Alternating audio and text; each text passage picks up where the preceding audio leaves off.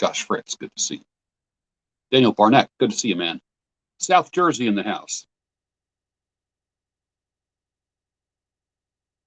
Troy Mates, good to see you. We're doing some scary stories tonight. I'm going to be reading something from Edgar Allan Poe, something from Alvin Schwartz, and then something from my original stories.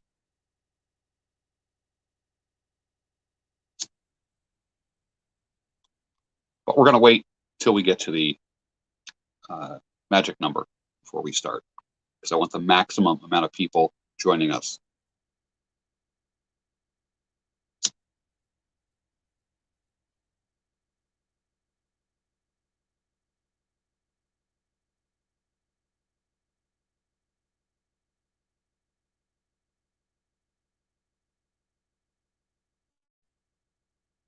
It's a quiet night. Lots of fireworks last night. I think there's going to be some tonight. There has been some heavy rain. So I don't know if there's going to be fireworks tonight because of the rain. It's supposed to start at 7-ish. You forgot who you are, huh? I took a little nap today, too.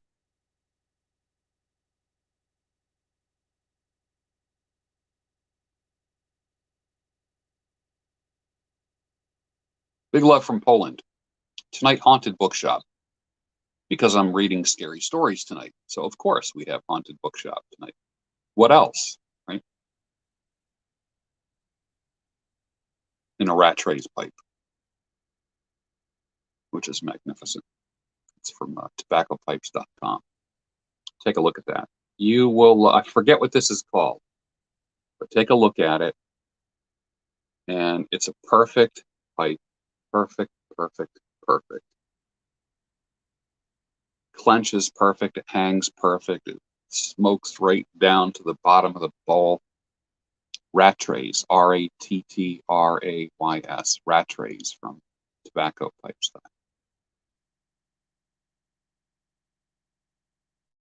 It's the perfect pipe for scary stories. We're going to be reading Alvin Schwartz, Edgar Allan Poe, and one of my stories.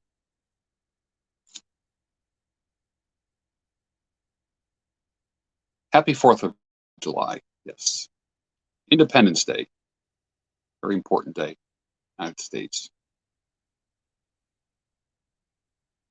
Oh, I love the Davidoff Danish mixture. That's a really good blend. I like that a lot.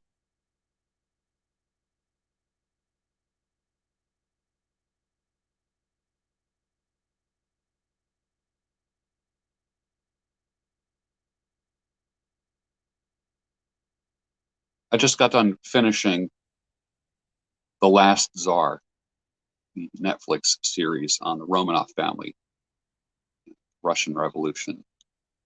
It was good. It was good. Just finished that tonight. That was my way of just kind of relaxing. And then I turned the TV off. Watch what I wanted to, turn the TV off. I don't watch it. What I don't want to do is like watch TV all night, like turn it on and then just like it stays on until I go to bed. Like, that's lame. I hate, and that happens, I did that for so long. And I'm so over that type of TV watching. That's why I like Prime and Netflix. Watch what I want, like turn it on, watch what I want, turn it off. Simple as that. I don't want to be exposed to stupid commercials, just all kinds of programming and stuff. Sometimes I watch documentaries. Sometimes I watch docudramas. I don't get sucked into series as much as I used to go. Independent films. Yeah.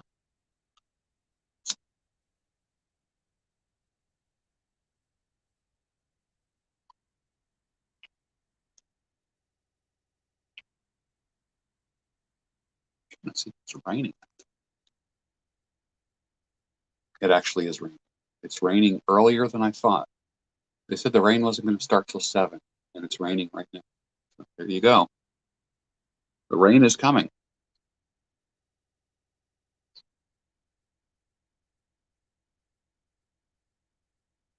Hope everyone had a good weekend so far.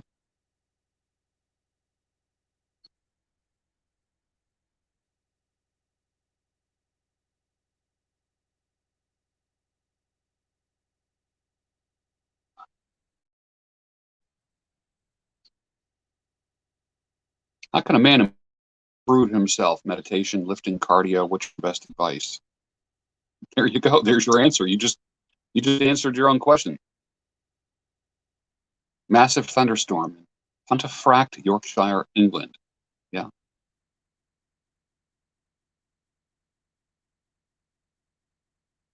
It was raining in Kielce, Poland today. I was talking with Agnieszka.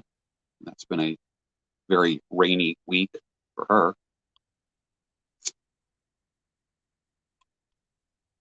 Usually I ask everybody what the weather is like where they're at, just to see. Remember, like last week and a half ago, it was pretty much hot all over the world, it seemed like. Definitely in the 90s everywhere. Like here it was like 97, 102, just ridiculous.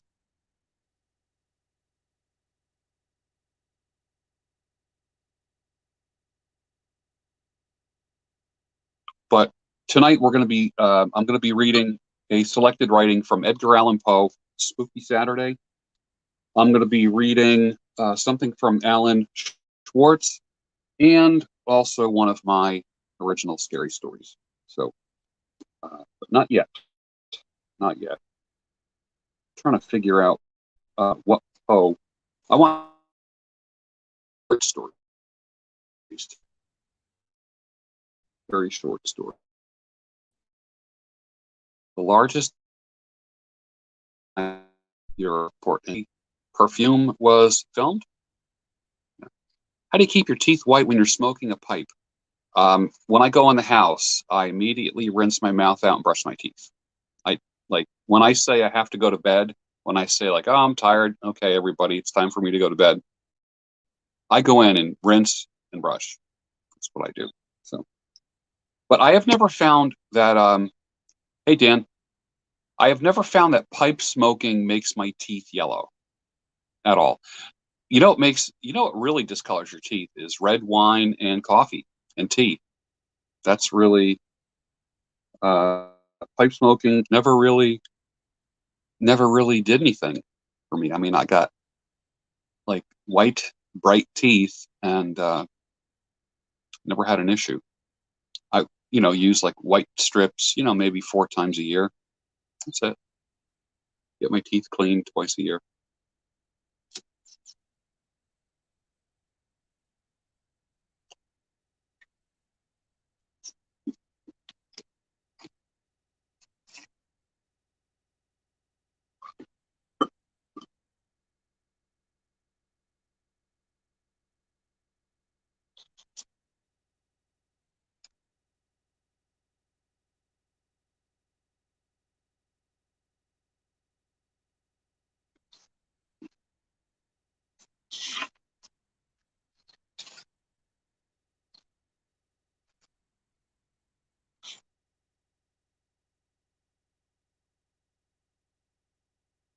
Just trying to figure out what I'm going to read.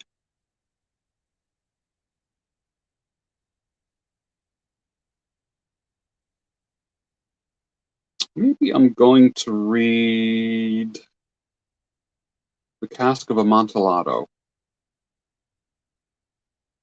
Let's see.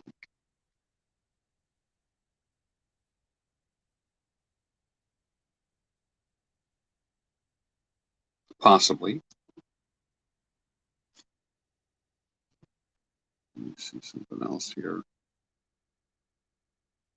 I read everything by Poe probably by the time I was in ninth or 10th grade. So by the time I was about 15 years old, I had read everything by Edgar Allan Poe.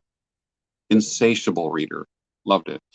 And that probably formed some of my sci-fi mystery mind as well, and how to create stories, introductions, body, And some people say conclusions, because I don't always have conclusions to the stories that I write and stories that I tell. Like I said, if you got my email today, did everyone get my email today? Did you get my email? If not, sign up at georgebruno.com. Anthony Merkel, good to see you. Not all my stories wrap up in nice, neat little packages. Sometimes my stories end in questions. And that's a lot how I write. I enjoy writing. And I have this thing where I say, if I don't enjoy writing it, you're not going to enjoy reading it.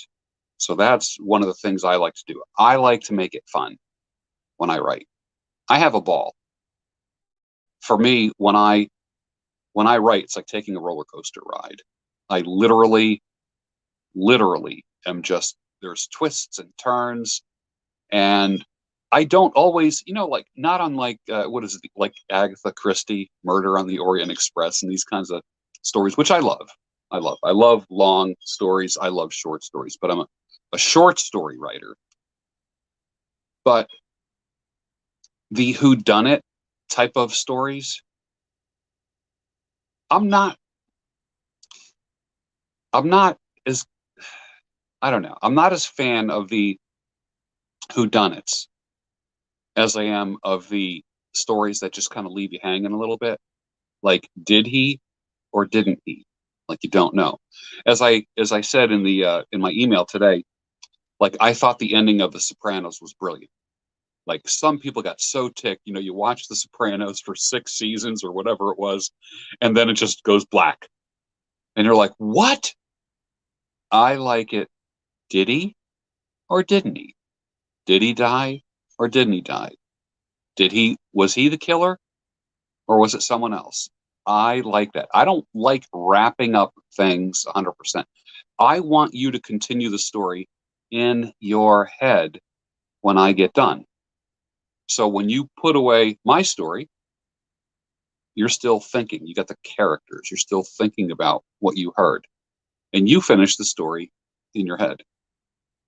And depending on what your predisposition is, you will come to a conclusion or not.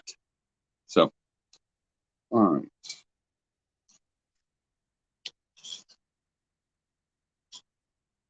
A little while to go yet. I don't like to start reading until we get to about 100 watchers. So tonight it's going to be, it's either going to be Mask of the Red Death or the Cask of Amontillado, or I don't want to read a lot. I don't want to read a lot.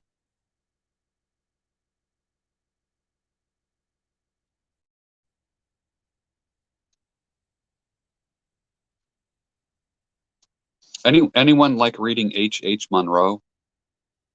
One of my favorite stories is Tobermory. And his pen name was Saki, S-A, like the wine, Saki. And he wrote a book, a story, kind of a fantasy, was it sci-fi? I don't know.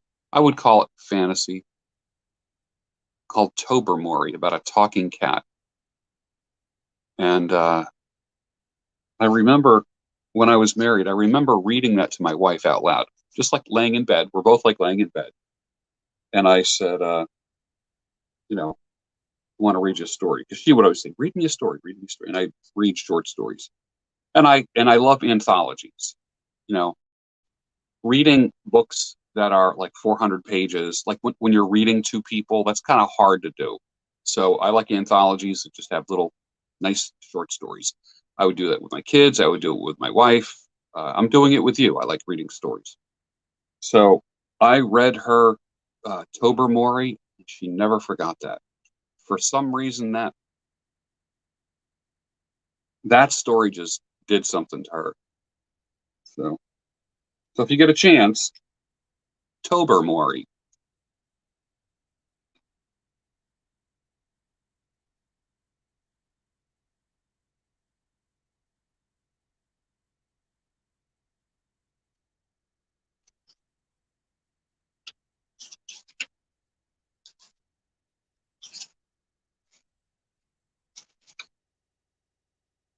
The Pit and the Pendulum is really good, but that's too long for tonight.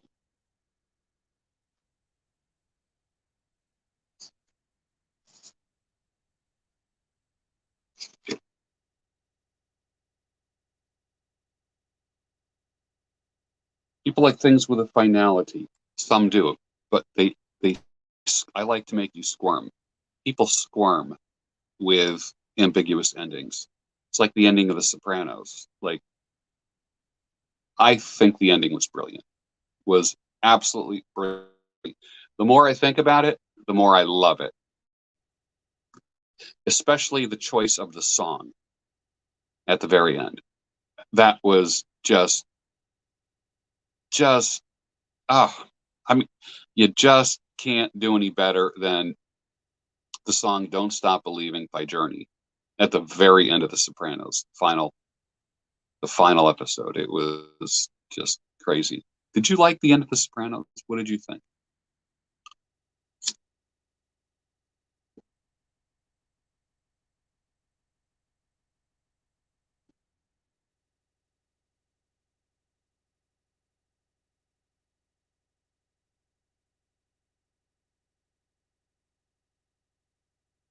As opposed to, like I said in my email today, and I'll probably resend it out tomorrow for those. If you didn't get my email today, sign up for my email at georgebruno.com, and I'm going to resend it tomorrow morning, probably while I'm having a cup of tea. Okay. Yes, I'm going to read a spooky story. 3 of them, as a matter of fact. Read 3 stories tonight. So, why do I think it was a great song choice? Because think about it. Don't stop believing. You know, I believe, and it proved to be true, because I said Tony Soprano did not die. He did not die. Did not die. And the song "Don't Stop Believing" is consistent with that. He didn't die. David Chase gave an interview, and they said, "Tell us, is Tony Soprano dead or not?" And David Chase said, "No." So there you go.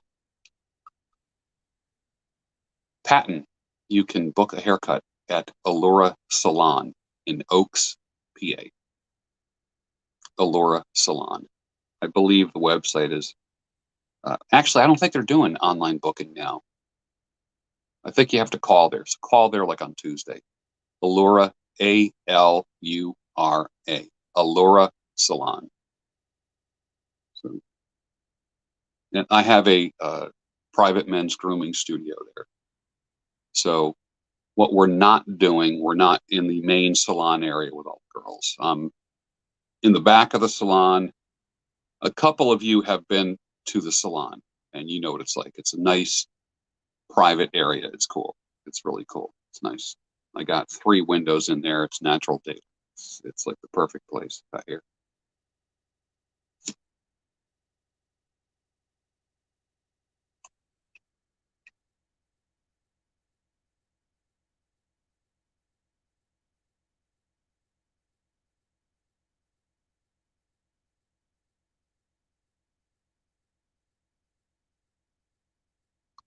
Yeah, it's so funny. John Austin, John Hoover from Austin, Texas. The They probably shot that end scene. It probably took a week. There was probably dozens of hours of shooting, and what made that perfect was the editing. The editing is what makes a film or a series. Nothing like it. That editing, and I encourage everyone to watch it because the ending is on YouTube. And for those of you that didn't see it, just look up Sopranos final episode, and you'll see. It was, to me, one of the most brilliant endings I've ever seen, as opposed to Sons of Anarchy, where Jax died. Jax had to die, had to, and that was rough. That was rough. Sons of Anarchy was That was a rough series, I thought. That was rough. I enjoyed it when it first came out. And it did take you on some wild rides. And you really got to know those characters pretty well, you know?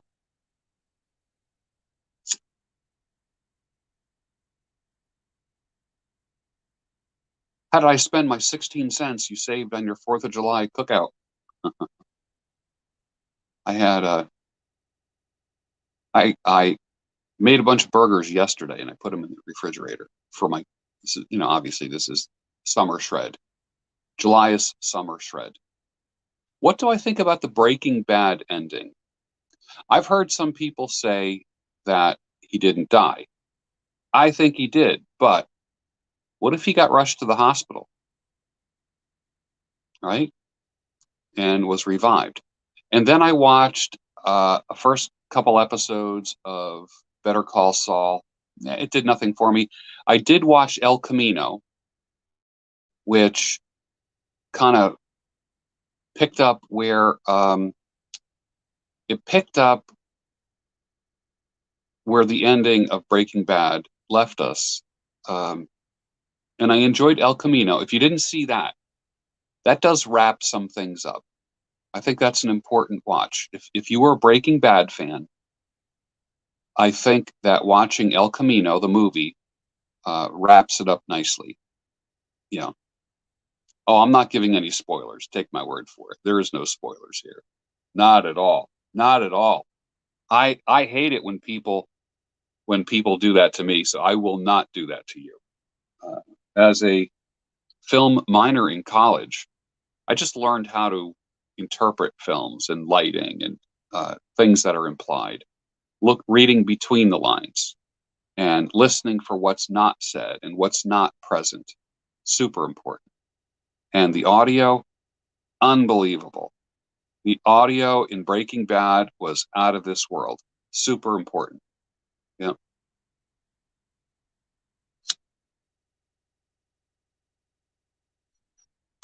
But Breaking Bad was great. Some of the, I'll tell you some of the series that I've watched. There was a series called Brotherhood that I loved. And I think they only did 1 or 2 seasons. It was phenomenal. And it just didn't have a mass appeal. It's unfortunate because it was one of the best series on TV. It was on HBO called Brotherhood. Out of this world. It was about an Irish family in Providence, Rhode Island. Just, I wish that would still be available. The Wire. I thought The Wire was incredible from start to finish. I know a lot of the cast that were in The Wire. A lot of people I know had major roles in that. So that was brilliant. The Wire was freaking brilliant. If you've never seen The Wire, take your time and binge watch it. Yeah. What else? Dexter, I thought was interesting. I watched Dexter. Many years ago, I watched 6 Feet Under. That was interesting. What else? Walking Dead. I think after season 5, I stopped watching it, and I have to catch up. Where Rick got taken hostage, where they just beat, the red hair guy. What was his name? The Killing was fantastic. Bates Motel is a good show as well. I did watch Fear the Walking Dead. I really got into that.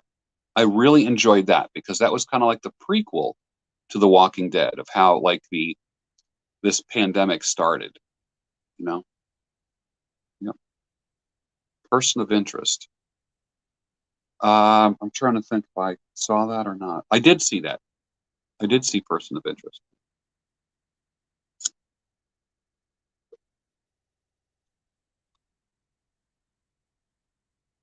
I have sulfur-free matches. I have butane lighters. I have every possible kind of lighter you can imagine. I have everything you can imagine.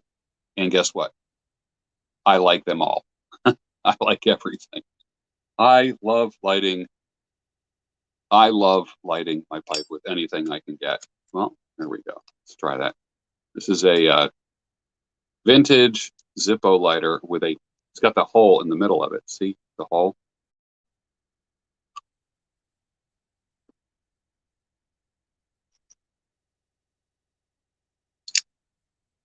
What cigars do I smoke in general and how many per week? I smoke maybe one cigar a month in the nice weather, like this kind of weather where I can have doors open. Other than that, I don't like smoking cigars in a enclosed environment. I like being on the back deck. I like being fishing.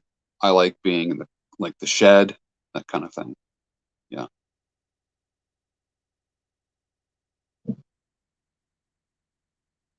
Canadian Super Chat. Hey, George, as an individual, are you what you think you are? In other words, do the thoughts you think define you? I think so. I think if you think you're a loser, you you will follow your thoughts. Everything starts here. Everything. Everything starts here. Everything. You know, if you think you're a winner, if you wake up and say, I'm going to win today, your life will follow that. So, and I'm not talking about like doing affirmations. I'm talking about how you think. Thoughts are things. Thoughts are things. What's a good series on now? I don't know. I haven't watched a series in, I don't know, several years. Several years. The series that I'm talking about are from the past, but I don't know what's on right now. I pick a movie and I watch it and then I turn the TV off. I just got done watching the 6-part series called The Last Tsar on Netflix, and that was about the Romanov family, Tsar Nicholas, and that was really good. But that's a few years old, but I thoroughly enjoyed it. Thoroughly enjoyed it. So.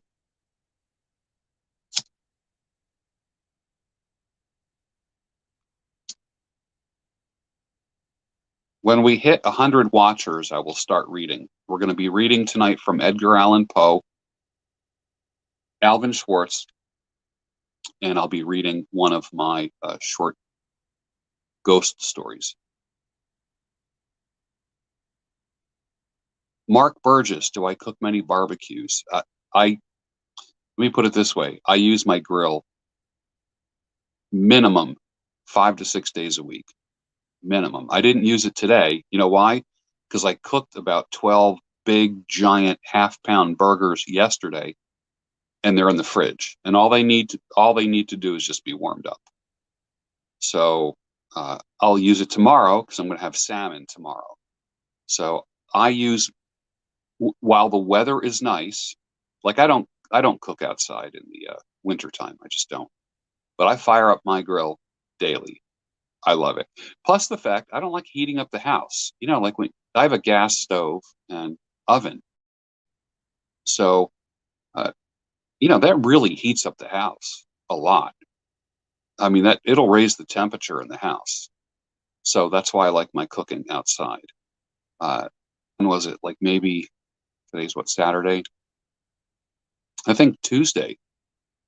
On Tuesday, I made a pizza on the grill with cauliflower crust. I made a white pizza with cauliflower crust on the grill on Tuesday night.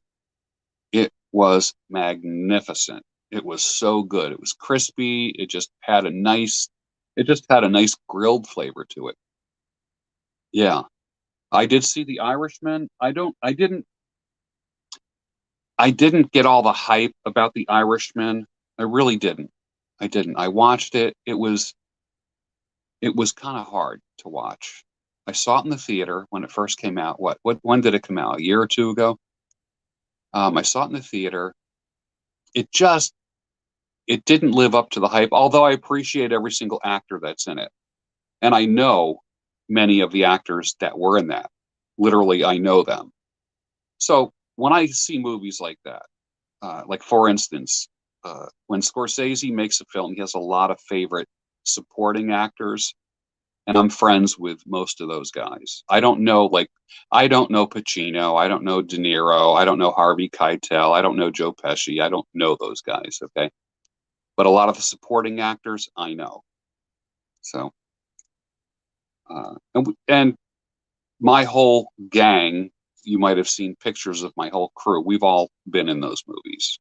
All last night I was telling the story how I was in a movie with Artie Pasquale, who was in The Sopranos, and he was the guy that Tony Soprano, strangled to death. If you remember that scene.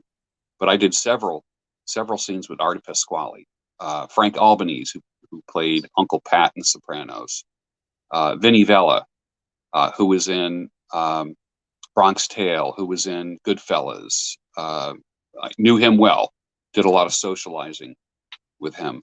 I did see Mad Men. It didn't do much for me, although I get it. I get it. I grew up in that era, so I know that era pretty well. Yeah.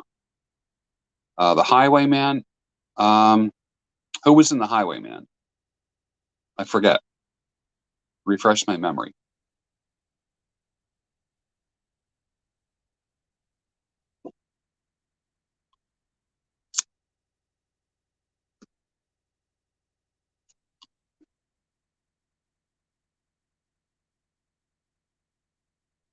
I didn't see Bosch. I didn't see it, but I like that actor. I forget what his name is.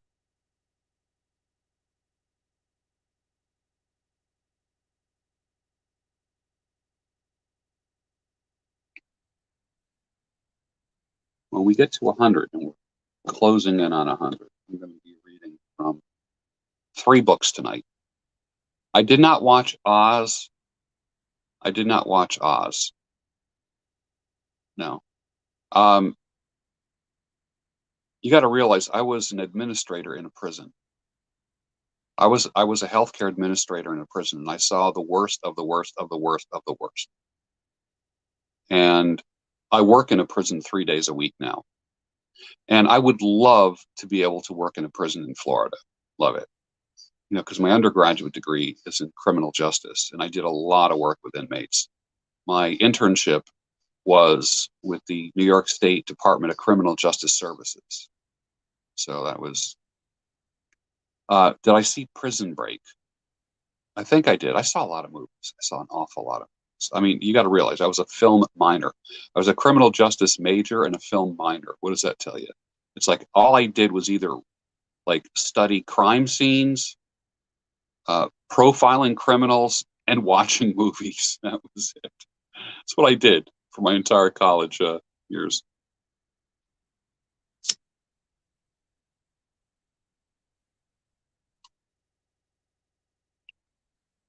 And I directed one miniseries um, about 10 years ago.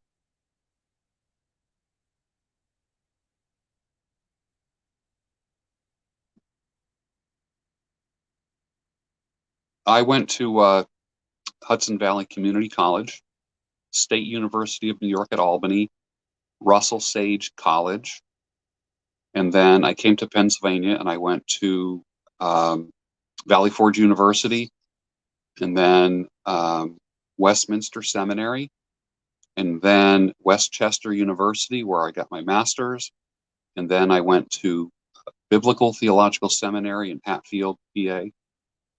So altogether, about 9 years of college. Way too much. Way too much college. The Highwayman, Kevin Costner, and the mom from Fear the Walking Dead. I probably saw it. It sounds so familiar. I'm sure I did. Yeah. Just got out of Canadian jail for being falsely accused. Yeah, that stuff happens. How much time did you do?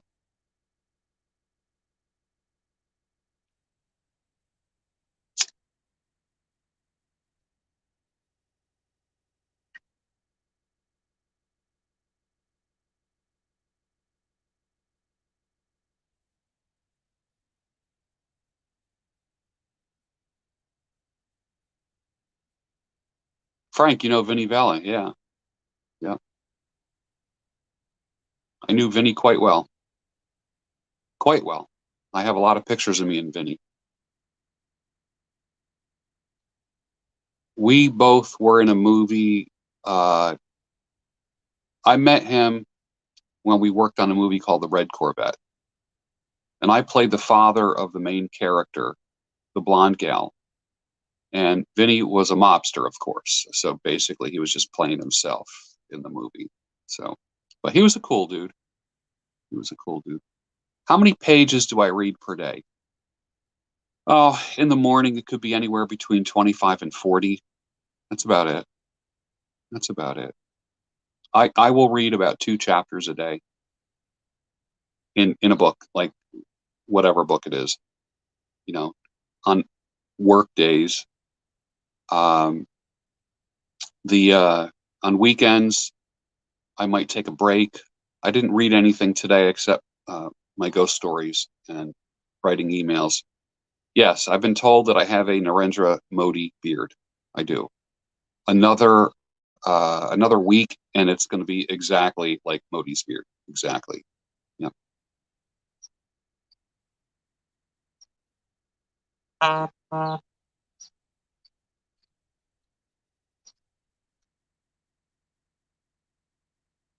Hold on. Let me.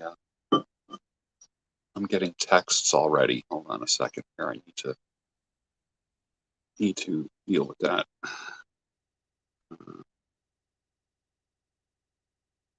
There we go. Good. If I keep getting texts tonight, I'm gonna, you'll just be hearing buzzing all night long. So I put on Do Not Disturb. Yes, I've read 1984. I've read 1984. So um, it's a scary story. And I also have the audiobook, 1984. I actually have that on my phone. So what oils do I help grow a beard? Do I think grow a beard? Castor oil?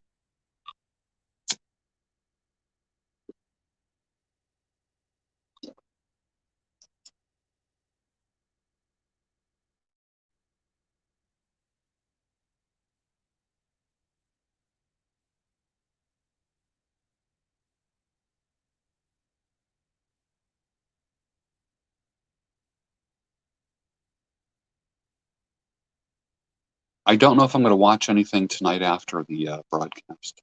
So I don't have to get up early tomorrow. I was thinking of getting up early and going to mass early tomorrow morning. We'll see. I'm not sure.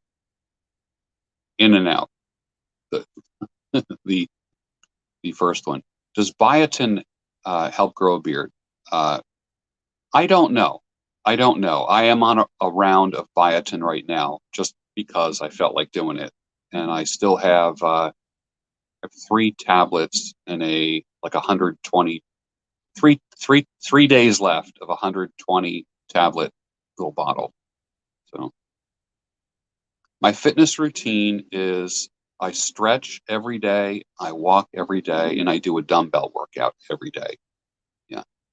I've only been to the gym maybe 5 or 6 times since the pandemic because I just can't stand being around fearful people. People at the gym just, with their masks on and every other treadmill and all this bullshit. So I'm like, you know what? Intermittent fasting is one of the keys to health and longevity.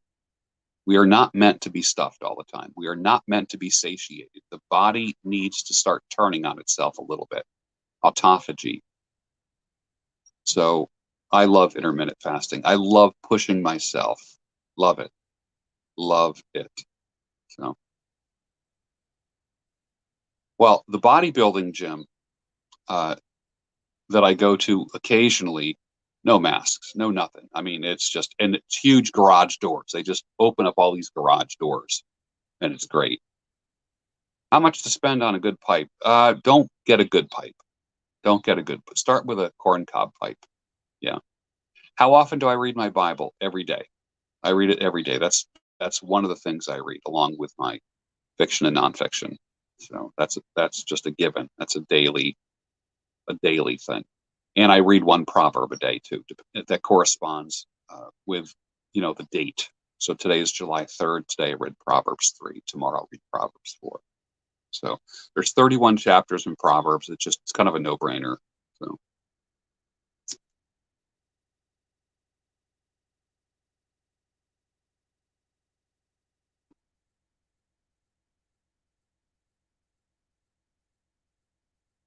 I think I puffed on that till there's nothing left. Who knows what it's called? The tobacco at the bottom of a pipe. Who knows what that is called? Who knows what the word for that is? Tell me. Tell me. What do you know about that? What's it called? Tell me the word. How much are testosterone supplements? From what I know, it was so funny because it's called Dottle. Dottle. Dottle. Ah, there you go, Andy. Yep. I was talking to a friend about TRT. I don't take testosterone. I never did. I don't have to. My numbers are like my endocrinologist told me. He says he treats symptoms and not numbers. So would I ever take TRT? If I stopped functioning sexually and if I had low energy and if I was depressed, then maybe I might consider it, you know. But I just taking protein supplements when I work out, taking creatine. My body just works. It just kicks into gear. It looks good. I look good in a bathing suit. It's my future wife, whoever she will be, is happy. But I was talking to somebody about TRT, and you know how like you're talking with someone about a topic or anything, and then all of a sudden, every time you open up social media, there's an ad for that thing there. So I've been getting nothing but ads with testosterone. And yeah, John Hoover, same. Yeah, that's what I got too. I'm getting this one company that's the ads are popping up on Facebook all the time, and even the ads on YouTube, $100 a month. So yeah, and so I'm like, okay, whatever, that's cool. If you need it, you need it. If you need it, you need it. So I'm not one to I don't screw around with that stuff. Oh yeah, everything is listening. Everything. Digital is forever. Kidding me? Yeah, don't share your dreams. Yeah. This is my summer shred is July, as it is every July. Yes.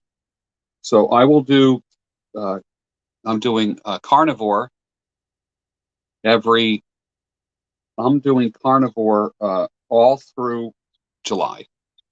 All through July. And that'll get me down to 175, 180, most likely. Uh, and if I can stay there, that'd be awesome. But I always end up gaining the freshman 15. Uh, as soon as uh, cold weather comes, I just eat more. I just have more desire for comfort food, mac and cheese, and like that kind of stuff. So, an occasional slice of pizza. Although I stopped drinking beer, I've had 3 beers in the past, few years, and every time I've had a beer, I felt like shit after. So, yeah. Do I have a bug out plan? Yeah, I do. Yeah, yeah. I have a bug out bag. I'm ready to rock and roll. With 5 minutes notice. Yeah.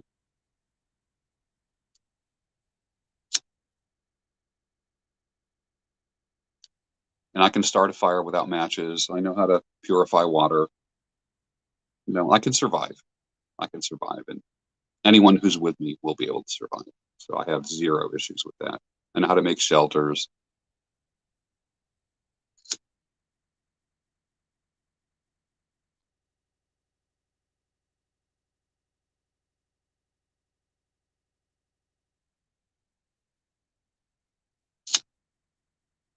Handgun of choice, Glock.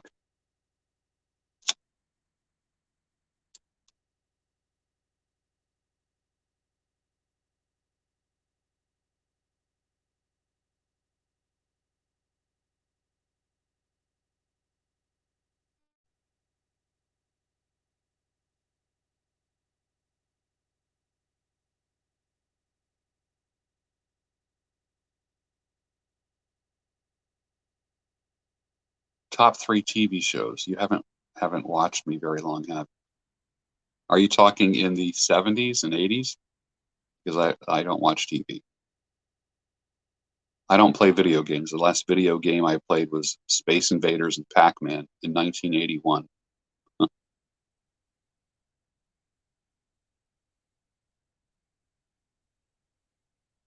I don't frequent a lot of websites. I do a lot of news sites. I get a lot of emails every day. Certain emails I read, every day. Yeah. I'm trying to think whose emails I read. I read Roosh, Pat Stedman,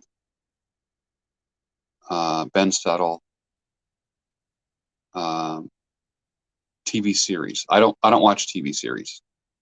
I don't watch any TV series. If I'm in the, like this afternoon, I finished work early. I finished my work. I worked from the house today. Duran, good to see you. I finished work today at about 4 o'clock. I worked from home, and I thought, you know what, I want to watch. I want to watch a movie or something. So I went on Netflix, and I saw that I didn't finish the series, The Last Tsar. So I watched the last 2 episodes of that on Netflix, and then I turned it off. I watch stuff on True News, X22 Report. What else?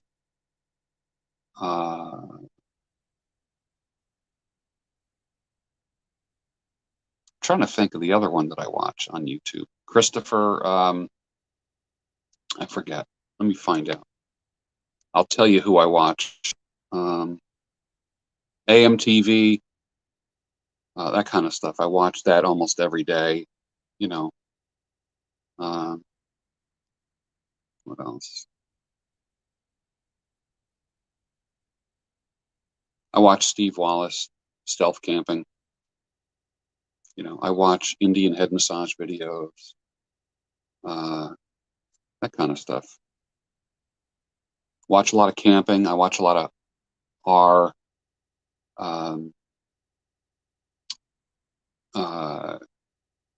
like survivalist kind of stuff, camping, that kind of stuff. So, yeah. Saying X22 demonetized. It's funny. Yeah. I watch on a number of different platforms. Yeah. Yeah, the step twos, if he's not diabetic now, he will be. He's just eating way too many carbs. Way too many carbs. Way too many carbs. What are my opinions on Black Lives Matter? Next question, please.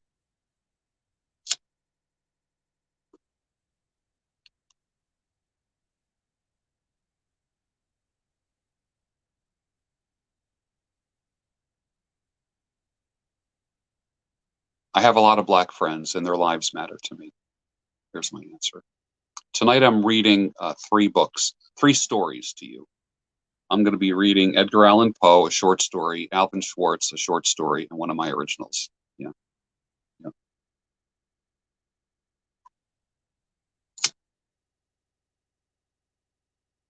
Ice Road with Liam Neeson. Yeah, I saw that. It was good. Lots of action. You know, there's Liam Neeson, to me, this is my opinion, Lana. Liam Neeson movies are so predictable. They're as predictable as Nicolas Cage movies.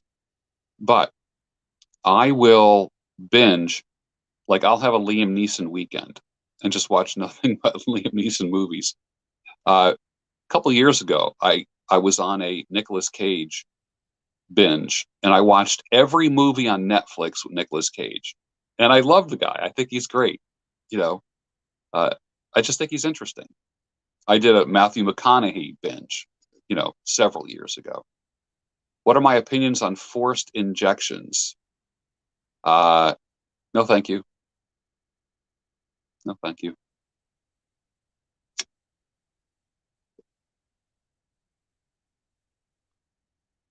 Do I read many Russian authors? Dostoevsky and Vladimir Solovyev. And French authors, I haven't read many French authors. No, I can't think of any offhand. If I did, I can't think of any. Favorite romantic era, classical composer. Well, today I watched 2 Bach videos. I watched a Rick Beato video on what makes Bach great, that kind of thing. And I watched a video on Bach's interpretation of fugue, of how he's got several things going on, several melodies going on at once. And it's like a circus, and like a 3-ring circus. So, yeah. Yeah. What book or short story had the biggest impact on my life? I'll show you. I have it right here. Biggest impact on my life. Ready for this? I think I have it here. These are just like books that I. This is not my library. I have a massive library. Massive library. Like when I die, my wife is going to be like wondering what to do with all my books. Maybe I will donate them to a library or something. I don't know. Maybe I don't have it out here. Well, it's the book called Acres of Diamonds by Russell Conwell, who changed my life. Russell Conwell changed my life. Do I have it here or not? I am disturbed that I can't find it. Becoming a Barbarian, Jack Donovan. That's an interesting book. I could swear that I had it here. Oh, I do. Acres of Diamonds. My mother gave this book to my father in 1969. My father's name is George. And in this book, my mother wrote to George. Let's see that. It says, to George. That's my dad. In 1969. See the date on there. To George, who deserves acres of diamonds. Love, Vera. My mother is Vera, which is a very Eastern European name.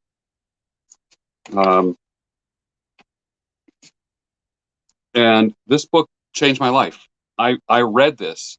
I literally read this at 9 years old, and have probably read it 100 times since I was 9. So, yep. Yep.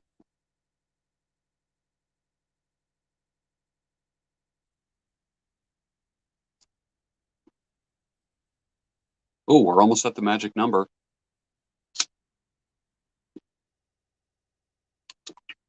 What do I personally gain from reading the Bible daily if you read the verses before? Well, the Holy Spirit speaks to you. Holy Spirit speaks to you. And, it's like anything. When you read it, every time it's like reading a new book to me. I believe that the Bible was inspired. It's inspired writing. So, yeah.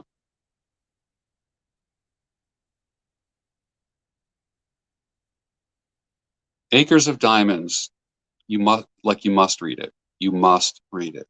It's basically about a guy that was searching for diamonds, searching for wealth, and he searched the world, couldn't find it. And then he died. And what happened was the property that he owned, a goat herder saw a goat playing, like pushing some rocks, and he saw sparkle come out of a rock. And diamonds don't look like diamonds. You know that, right? They look like a burnt stone. They do not look like diamonds. They just look like burnt rock. So what happened was he ended up having literally acres of diamonds on his property after he died. But he searched the world for diamonds, and everything that he wanted was in his own backyard, literally in his own backyard. And that's what Acres of Diamonds is about, is that everything you want is so close to you. All the resources you need are always there for you. You don't have to search very far. So, But I would recommend reading the biography of Russell Conwell and then reading Acres of Diamonds. If you read anything for the rest of this year, read Acres of Diamonds, period. I first read it at 9 years old. Yeah, you would love it. All right, let's get started. We're going to read some Edgar Allan Poe, short story. I decided that we are going to read Mask of the Red Death.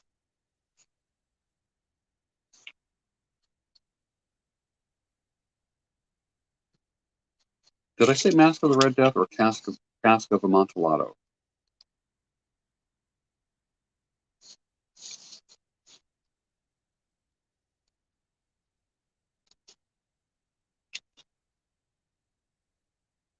All right, let's do the Cask of Amontillado. Edgar Allan Poe, just real quickly, he was born in 1809 and died in 1849. Think about that. He was such a young man when he died. In the brief life span of 40 years, he initiated enough half-truths and legends to grant later biographers and indiscreet analysts the apparent license to make the man into a repulsive myth. Poe was a drunkard, he was a dope fiend, he was an amorous reprobate. These are among the roll call of sins which made him a delight to minds easily horrified by human weaknesses and have been the despair of critic and scholar, of every critic and scholar. The misunderstanding which has given rise for more than a century to the Poe myth comes from several sources and stimuli. The first is the obvious human failing to confuse life and literature, to assume, in other words, that what a man wrote, he inevitably was in his own person. So a lot of people thought, man, he's messed up. Where does all this scary stuff come from? And they were assuming that he had a pretty messed up mind based upon the stories that he wrote. So that was interesting. But remember, born in 1809, died in 1849 at 40 years old. All right. The Cask of Amontillado by Edgar Allan Poe. The thousand injuries of Fortunato I had borne as best I could. But when he ventured upon insult, I vowed revenge. You, who so well know the nature of my soul, will not suppose, however, that I gave utterance to a threat. At length I would be avenged. This was a point definitely settled, but the very definitiveness with which it was resolved precluded the idea of risk. I must not only punish, but punish with impunity. A wrong is unredressed when retribution overtakes its redresser. It is equally unredressed when the avenger fails to make himself felt as such to him who has done the wrong. So it's a revenge story. It must be understood that neither by word nor deed had I given Fortunato cause to doubt my goodwill.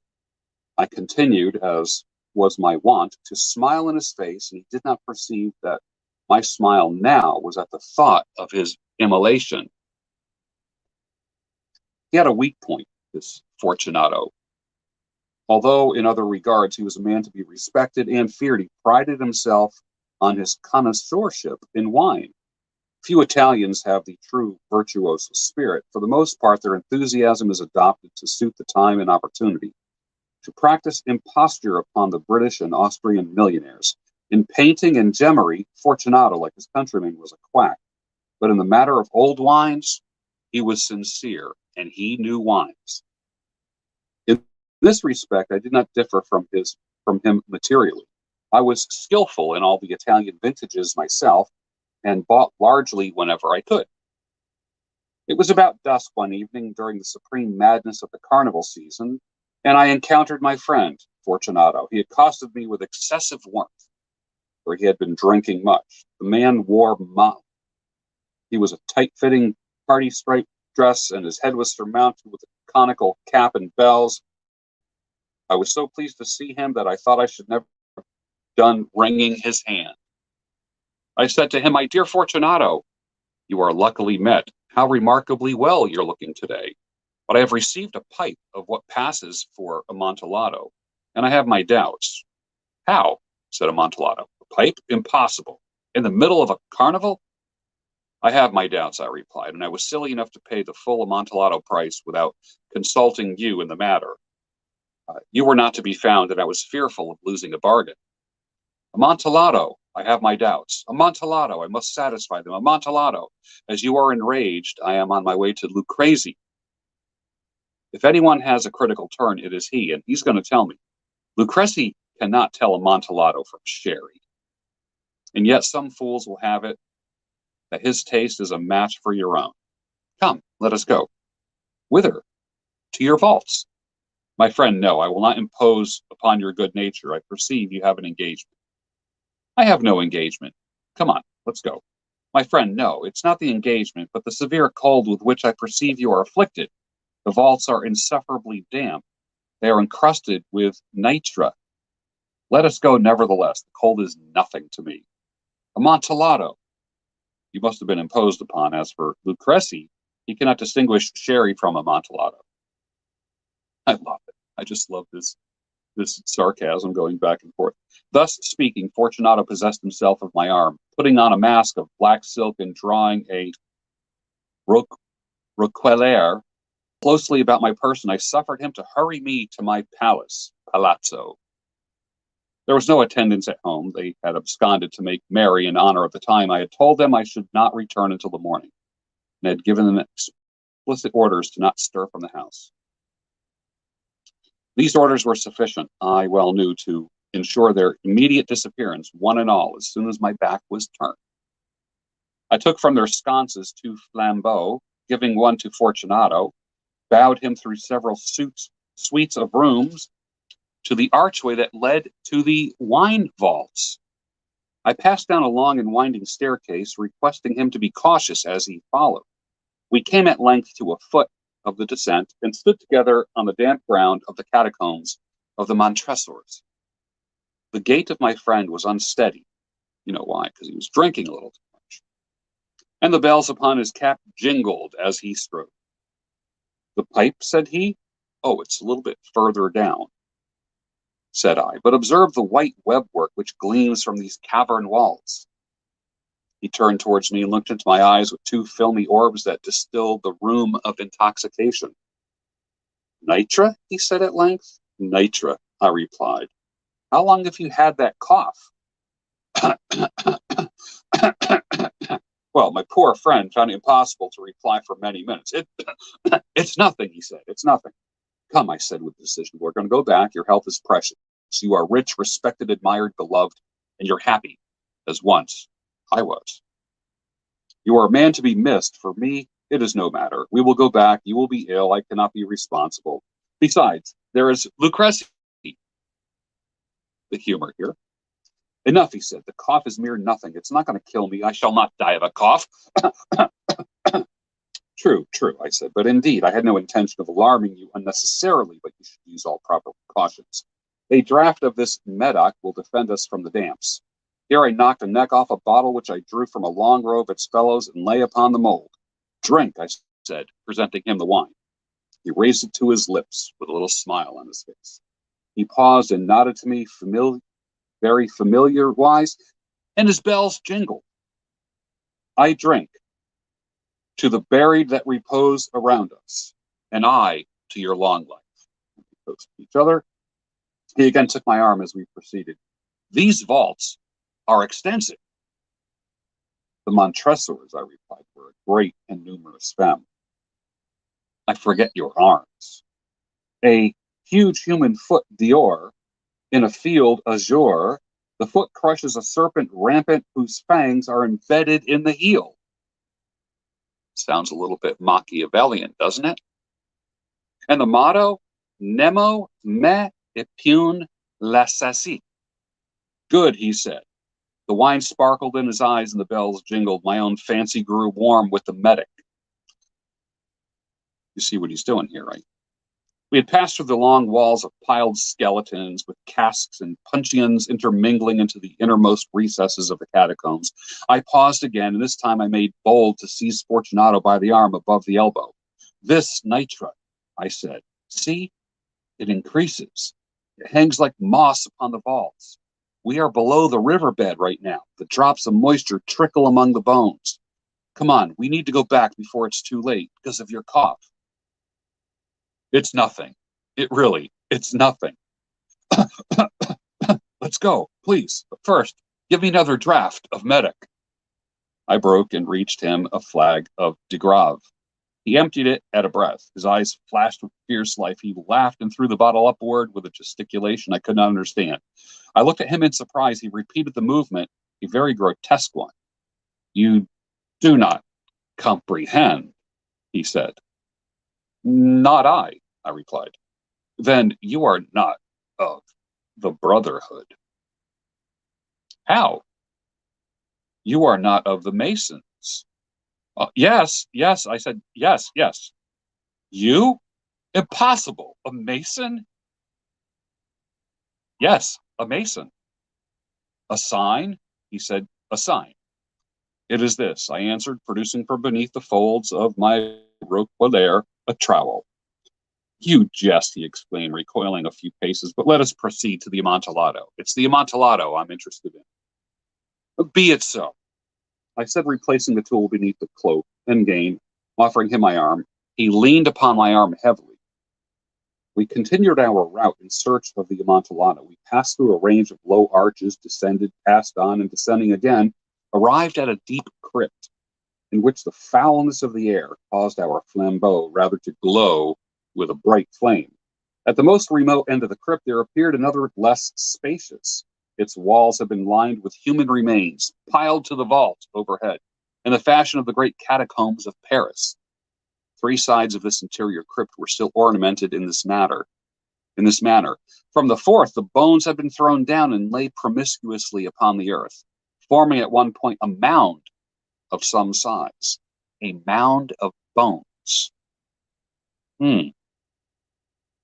We perceived a still interior crypt or recess, in depth about 4 feet, in width 3, in height 6 or 7. Now think about this. They're going into a little room that's 4 feet deep, 6 or 7 foot high, like a closet, something like a closet.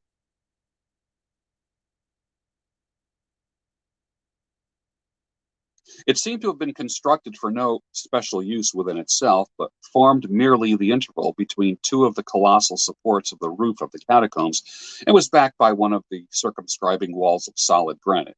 It was in vain that Fortunato, uplifting his dull torch, endeavored to pry into the depth of the recess. Its termination the feeble light did not enable us to see. Proceed, I said.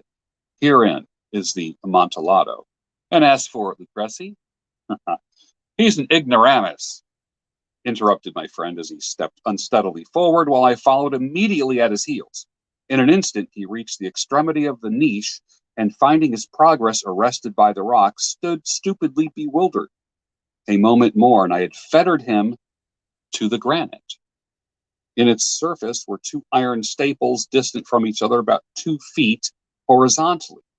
From one of these depended a short chain, from the other a padlock. Throwing the links around his waist, it was the work of just a few seconds. He was much too astounded to resist.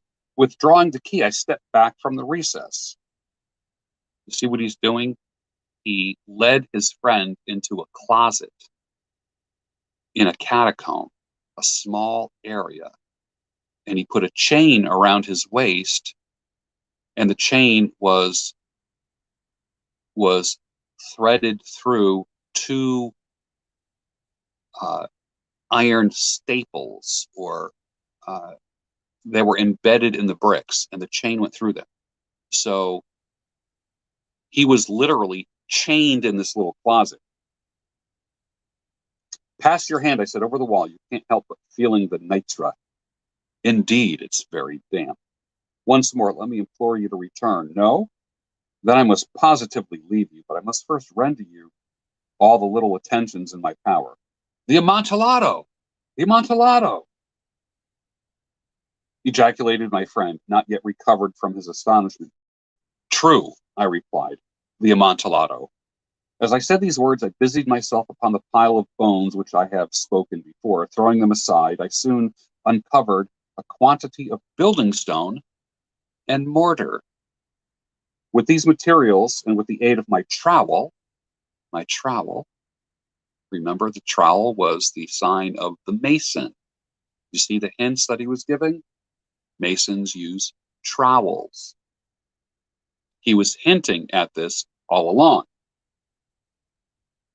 Throwing them aside, I soon uncovered a quantity of building stone and mortar with these materials, and with the aid of my trowel, I began vigorously to wall up the entrance of the niche. So here is Fortunato in a closet, chained in a closet, can't move, drunk. And what is he doing? He's laying bricks.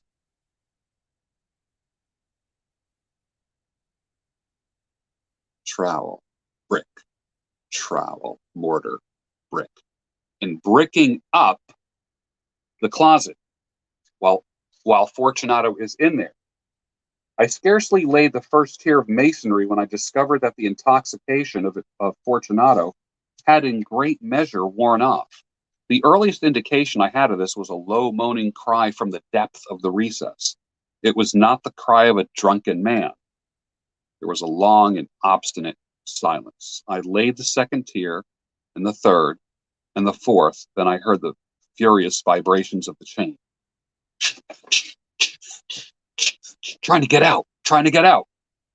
That noise lasted for several minutes, during which I might hearken to it with more satisfaction. I ceased my labors, and I sat down on the pile of bones. When the last clanking subsided, I resumed the trowel and finished without interruption the fifth, the sixth, the seventh tiers of bricks. The wall was now level with my breast.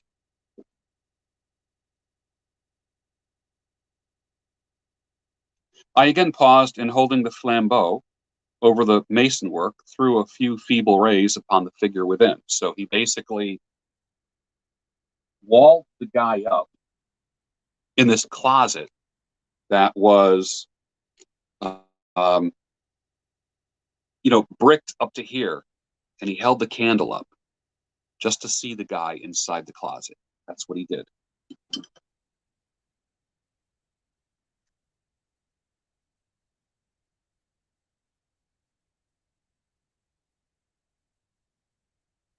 A succession of loud and shrill screams bursting suddenly from the throat of the chained form seemed to thrust me violently back. For a brief moment, I hesitated. I trembled.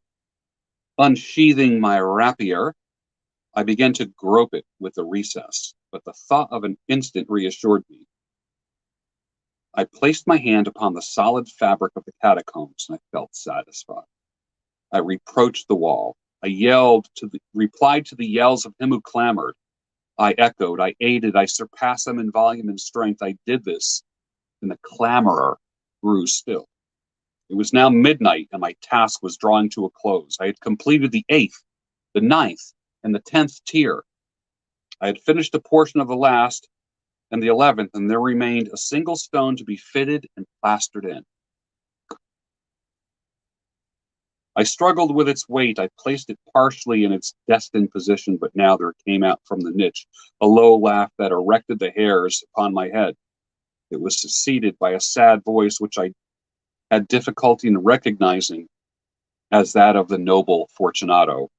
The voice said, "A very good joke, indeed, an excellent jest.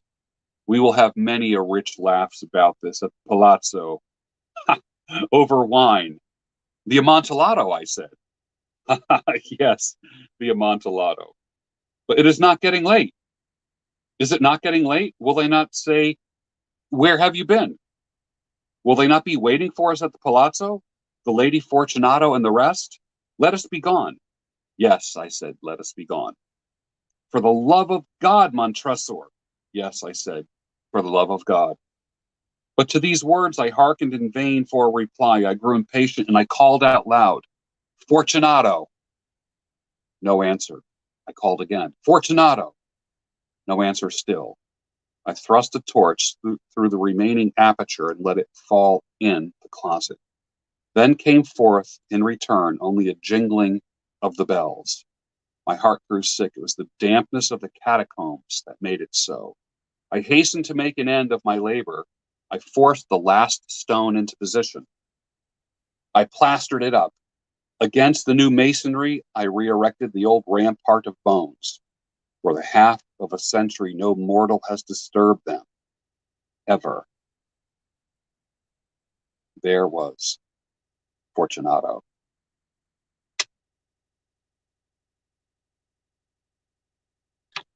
So there you go.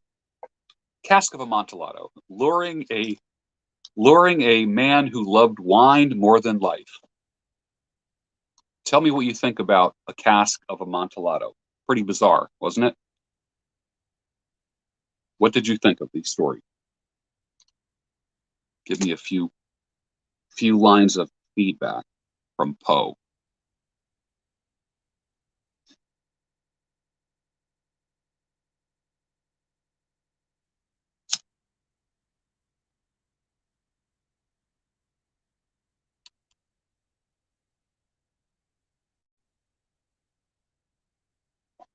Makes you want to visit the library.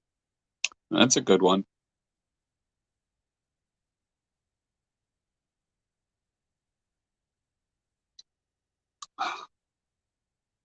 So if you want to get rid of a friend, you can like wall him in your basement, right? Did you get the feeling that the pile of bones, this is what I think. I think Montresor was a serial killer. I think, yes, it's Amontillado, right? That is correct, sir. I think he was a serial killer. I think so. I think that all those bones, he killed people in the past. Just my opinion about that. What do you think?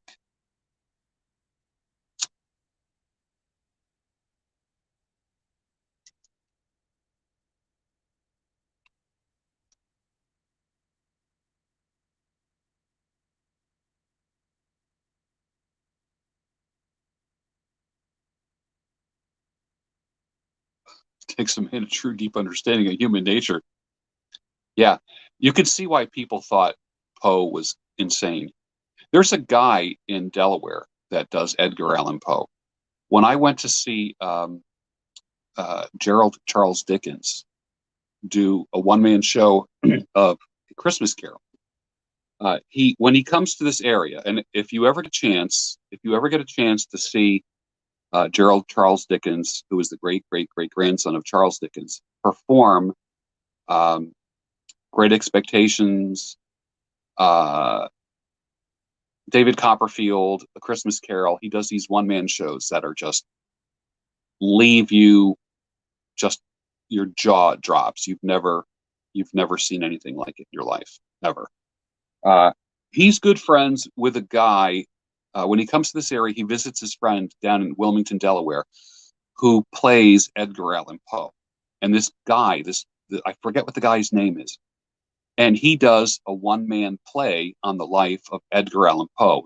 And of course, he always ends his performance with a reading or performing The Raven. And it's just brilliant. And there's a video on YouTube. I got to find it. Uh, I got to find it where Gerald Charles Dickens and this guy, all right, you got to think about it. They're dressed in Victorian era clothing. Like, you know, Dickens has this top hat on, this big scarf, this raggedy tweed long coat, speaks, he's British, and they go to this bar. So here's Charles Dickens with Edgar Allan Poe in this bar, and there's a video of the guy standing up and then like being Poe to this pub. And everyone's like, holy, and he looks exactly like Poe. And I mean exactly like Edgar Allan Poe. And the bar goes nuts with applause. So yeah, I love these characters. I absolutely love these characters. So you know what I have to do? I have to find that video and post it somewhere on like throughout my social media, but that was a lot of fun. So as I got to know Gerald Charles Dickens over the years, um, when I saw him last, he ran up to me and gave me a big hug because, I followed him on Instagram, and then he kind of followed me back and then was liking a lot of the things that I was like posting and that kind of stuff. So I sat I was in the second row the last time I saw him, and he just comes over to the edge of the stage, points to me, and he says, "George Bruno," like that. It was really funny. And the woman that I was with, she was like, "Oh my God, you know Charles Dickens?" I'm like, "Well, kind of." So it was kind of funny. All right. So there's Edgar Allan Poe, a cask of Amontillado, to be precise. Now, let's read something from Alvin Schwartz. I'll figure out. And this is a short one.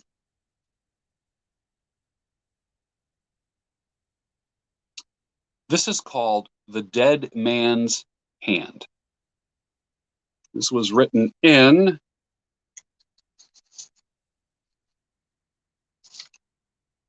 1984. And the graphic for this is this right here. Can you see that?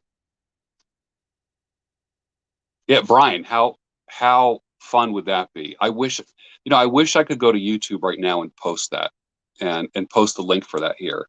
But look for it after tonight's broadcast. I think you would just yep. I think you would have a blast watching it. The Dead Man's Hand by Alvin Schwartz. The students at the school for nurses got along quite well with one another, except for Alice. The trouble with Alice was that she was perfect, at least that how it seemed to the other students. She was always friendly and always cheerful. Nothing ever upset her. Her school assignments were always on time and always perfect. She didn't even bite her fingernails. Many of the student nurses resented Alice. They would have liked to see her fail at something, become frightened or cry or do something that showed she had weaknesses the same way they did. One night, several students tried to frighten Alice with a practical joke. They borrowed the hand of a corpse they had been studying in anatomy class and tied it to a light cord in her closet. When she tried to turn the light on, she would find herself holding a dead man's hand.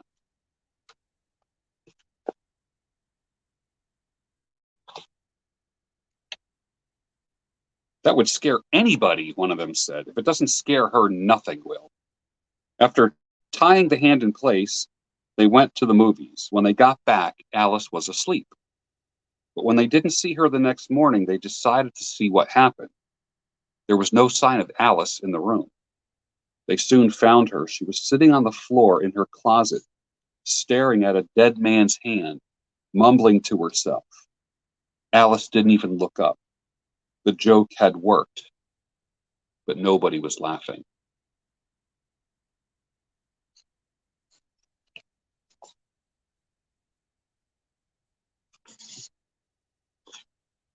Alvin Schwartz, 1984. What did you think of that?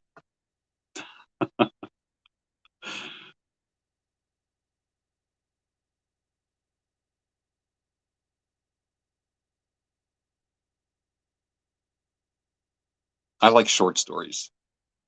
I like stories that don't always end in a nice, neat little package. And like Brian says, yeah, that's the way to traumatize a girl. I could see nurses being very, very vindictive like that. Right? All right. Here is my story. I saved the best for last. Not really. I just saved mine for last. This is called the Baseball Factory Finger. It's 2009 as I write this. I've lived in Percy Borough for 5 years. This is a very Pennsylvania town. It's not like the area where I grew up. Many of the names here in this area are German, Pennsylvania Dutch. There's even a very regional cuisine in the area. Very meat and potatoes. There's a certain look to the people that are born and raised here, very Germanic, pale to medium skin tone. I can tell just by looking at a person if they're from this area or not. I have olive skin, tan easily,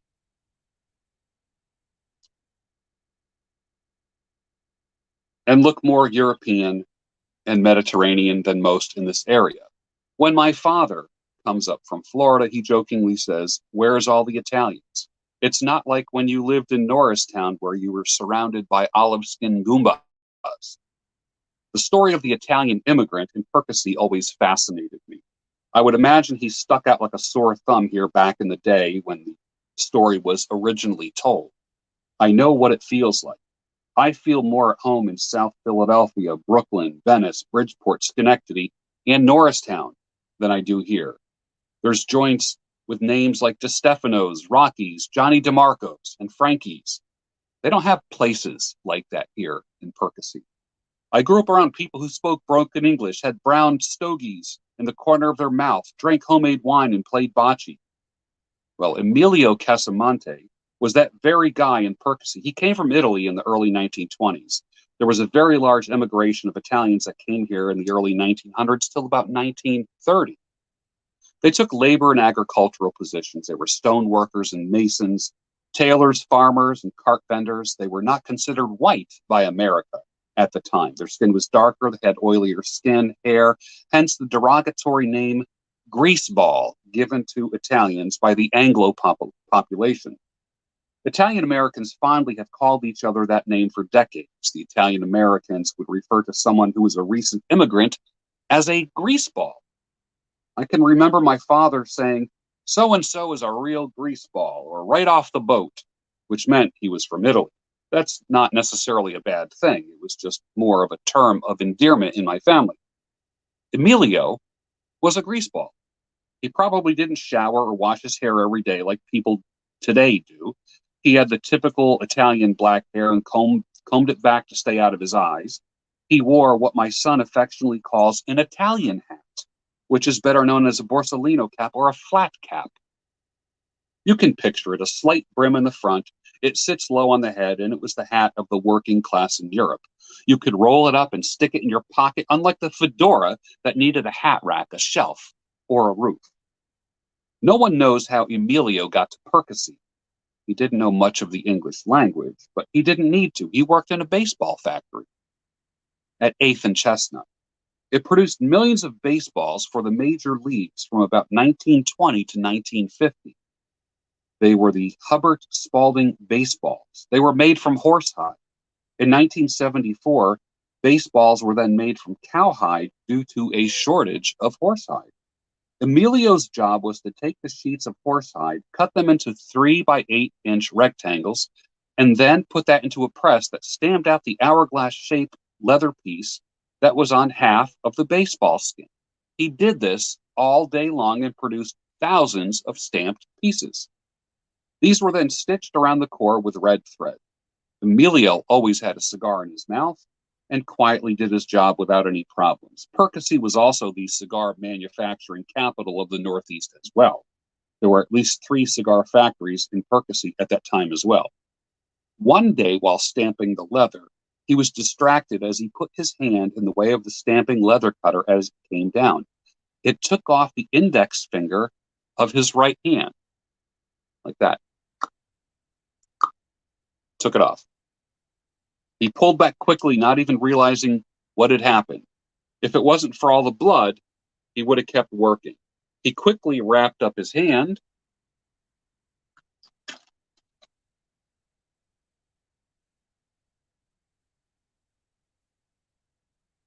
and kept working. He didn't feel any pain, his co-workers said. I also heard it said that when a limb or digit is quickly severed, that it takes the accident victim a few seconds before they even realize that they lost a body part. He immediately got up and went to his supervisor, who helped him clean the wounded stump and wrap it up some more. Emilio was sent to the town doctor and did not complain at all. He was back at work within 2 days. This was in the days before you quickly looked for the severed appendage. Nowadays, if that happens to you, you find the finger and it goes to the emergency room with you. and they do microsurgery and could possibly reattach the finger. But this did not happen in those days. Another employee took over the press that day, cleaned up the blood, and the leather cutting resumed. Production was only slowed down for a couple hours. Little to everyone's surprise, people assumed Emilio took his severed finger with him, but he did not. When the cutter machine retracted, it may have thrown the severed finger elsewhere. We do know this: it was never found. Emilio did not worry. He still had his job. He still had all his other fingers. He worked for another 10 years till about 1930. He died approximately 1935 at a young age of 63. The factory was operational for another 15 years, but there was a legend that has never been disproved. People who work the various presses and stitching machines sometimes feel something like a caterpillar crawling up their leg or on the back of their neck, and they find themselves brushing it off. And there was nothing there. Some have said it is the severed finger trying to make its way back to the original body. So there you go. That was a story that I wrote back in 2008 when I used to tell spooky stories when I lectured on Halloween to schools and clubs and meetups, and I would read a lot of original scary ghost stories that I created. So there you go. Tonight we had Edgar Allan Poe, we had Alvin Schwartz, and George Bruno, all in one evening. Short, horror, sci-fi, mystery-ish kind of stories. I hope you enjoyed it. And I hope I sparked for you a desire to want to read, to want to write, to fantasize, to do a brain dump and just write and let the information just flow out of you. You don't need any rhyme or reason. Just let it flow. Start with doing a one-page story. You might only have one paragraph.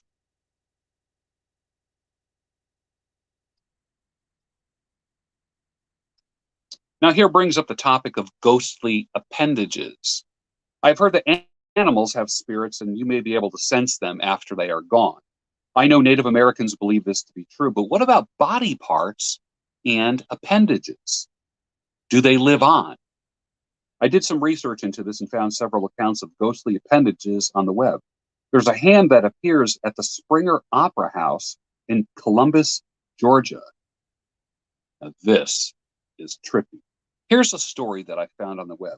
Anna McLaughlin made everything run smoothly and on time. She made sure actors and actresses were in costume on time and ready to go on stage. Soon the Springer Theater was on tour. One night when the Springer would be playing at the Rylander Theater in close by Americus, and Georgia took the rare opportunity to sleep in familiar beds in Columbus the night before the play. The next morning, one of the actors was still in bed and everyone else was in the tour bus waiting for him. Anna was not accustomed to wasting time, so she left the others in the tour bus and headed upstairs to the guest apartments.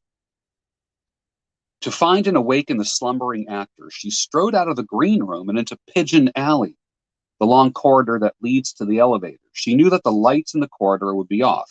The rest of the Springer staff had not yet arrived to open the building. Anna was a stage manager and was used to walking around in the dark, so she didn't let a little thing like that slow her down. As she approached the entrance to the elevator lobby, she was startled to get a light tap on the shoulder. Anna turned in the direction of the tap, but no one spoke to her.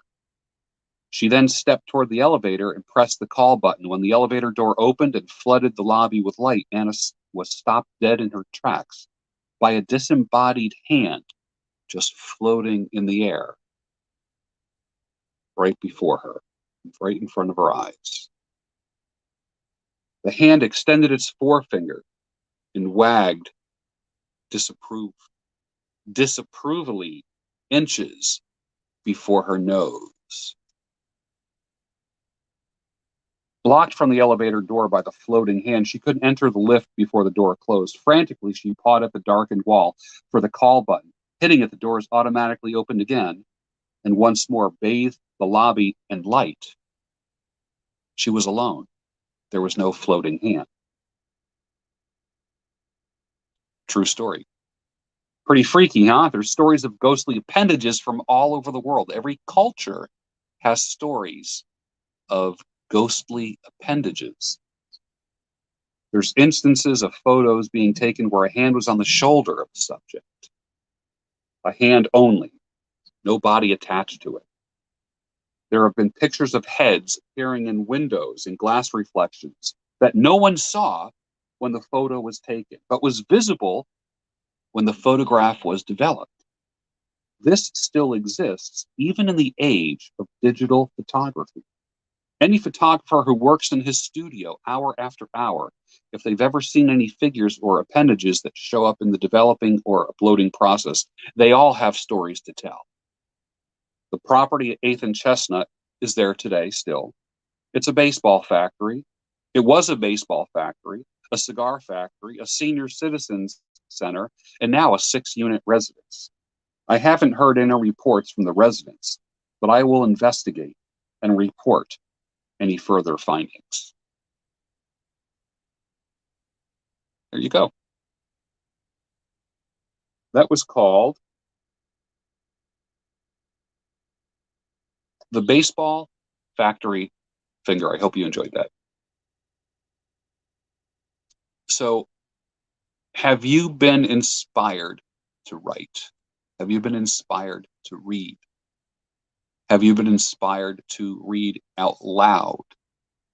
One of the best ways to learn how to speak well is to read out loud, whether it be to yourself, whether it be into a microphone and you record it, or the voice recorder on your cell phone.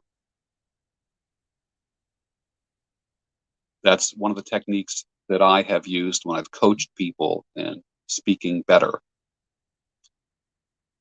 Question: what do you suppose those phantom appendages are? Deceased relatives trying to communicate with us somehow? I don't know. I don't know.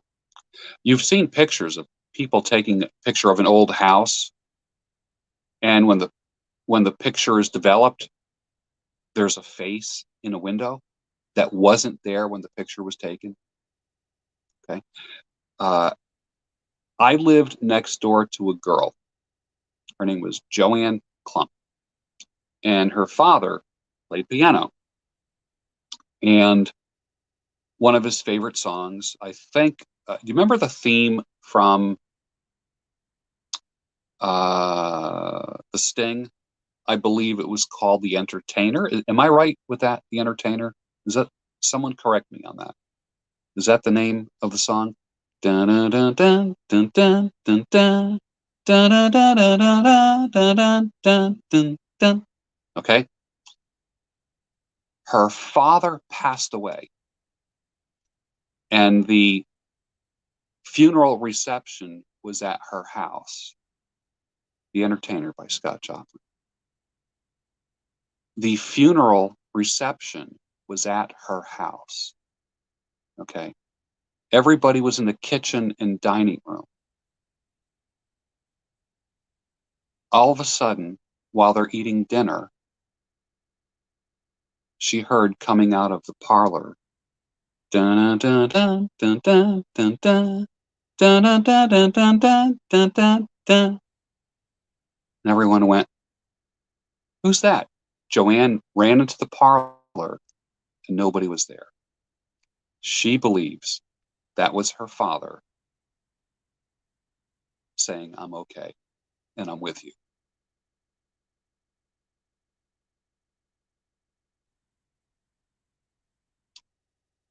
Who knows? Who knows? Right? She swears by that story today.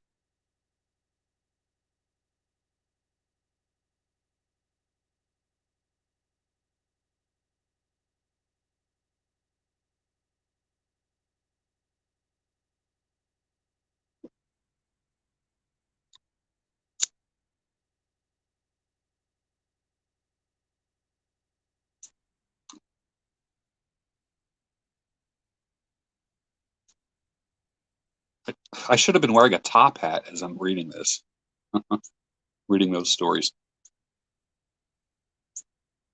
So you could see where I have a Edgar Allan Poe influence in the way that I write.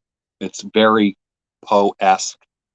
Uh, my other stories are very Lovecraft, H.P. Lovecraft-esque. And you can see since my formative years how the things that influenced me.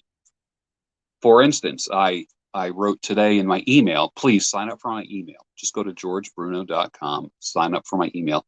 I will send it again. I'm going to resend it tomorrow morning. So you'll get a little bit of this. Okay. But I first read H.G. Wells' War of the Worlds when I was 8 years old. I can still see the book. I can still see the book. I was in third grade.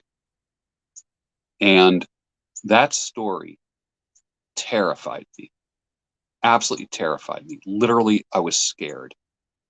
It it reminded me of like haunted bookshop pipe tobacco. First time I smoked it, it knocked me out. I was like, oh, can't believe this.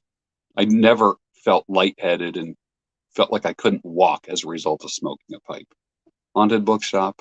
I said to myself, I will never be doing that again. My next tobacco order, I'll take another 10 of haunted bookshop.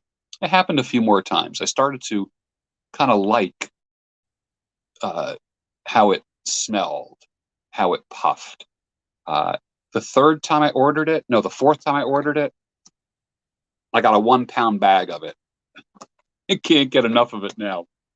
Anyways, so we're drawn to those things. In the same way, by the third chapter in War of the Worlds, I was frightened to death like in the middle of the day. I remember sitting in the library reading this. I was 8 years old reading this, and I was actually scared. I was scared at 8 years old, 1968, in the middle of the day. It's not that it was dark. There was people around me. I wasn't alone. Okay. I was scared. The next time I went to the library, what did I do? Where's that War of the Worlds book again? I couldn't get enough of it. I enjoyed the thrill of it. And I always loved the idea of me traveling. That's why I read The Time Machine to you. Remember, I did that for a couple Friday nights. Hopefully that inspired you to purchase it somewhere on Amazon or whatever. I left links for it and read the book on your own. But what I loved was the whole idea when I read these stories, I time travel. So when I time travel, when I write, you time travel when you read. Does that make sense?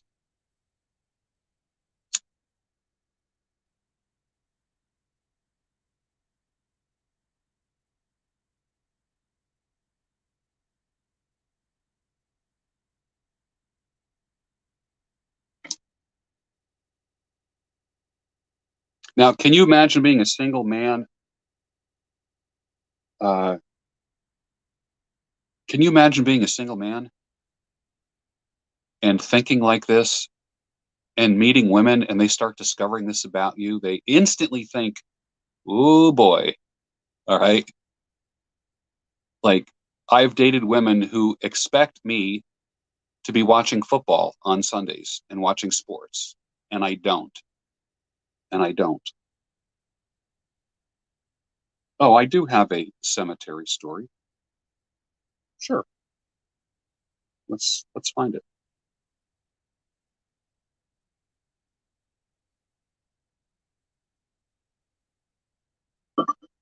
I will read you a cemetery story.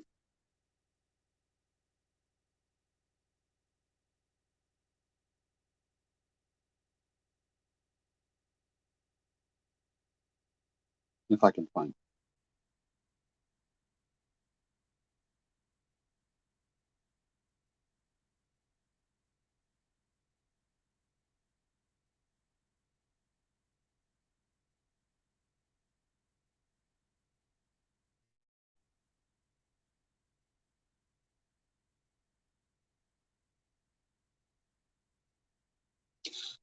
While I'm looking for that, Uh, yeah, the music of Black Sabbath is when you hear like Iron Man and War Pigs, it is haunting. And if you any of you guys know, uh, there was a band back in the 70s called DOA, Dead on Arrival. No, Blood Rock. The name of the band was called Blood Rock, and they did a song called DOA, Dead on Arrival. It's the scariest song you will ever hear in your whole life. It's about a guy who dies, who's in a plane crash, and he's giving his own account of dying. It's the just look it up. The band is called Blood Rock, and the song is called DOA. Listen to it. If that kind of topic, if that stuff freaks you out, don't do it because it will haunt you. It will haunt you. Um,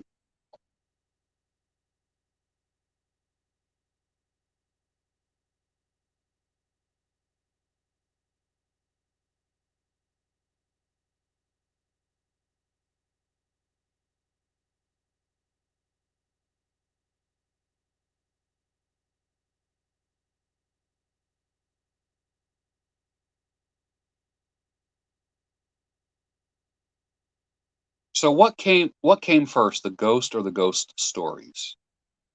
Okay, let's talk about that right now. When I took a trip to Gettysburg, I stayed at the historical Gettysburg Hotel. I've heard stories about ghosts in Gettysburg for years. There's a legend of the nurse who tended to dying soldiers when the hotel was used as a hospital during and after a 3-day battle in Gettysburg. They say that nurse still roams around tending to soldiers who have died.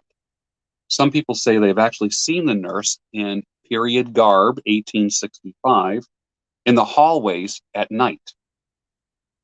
I asked the clerk about, I, I still laugh when I think about this. I asked the clerk, the desk clerk, about the ghosts. And he says to me, he looks around. This is a true story. True story. I asked the clerk about ghosts in Gettysburg. This is in 2008, 2009. He looks around and he pulls me close and he says, there were never any ghosts in Gettysburg until that guy wrote that book. Interesting. Remember the book, The Ghosts of Gettysburg?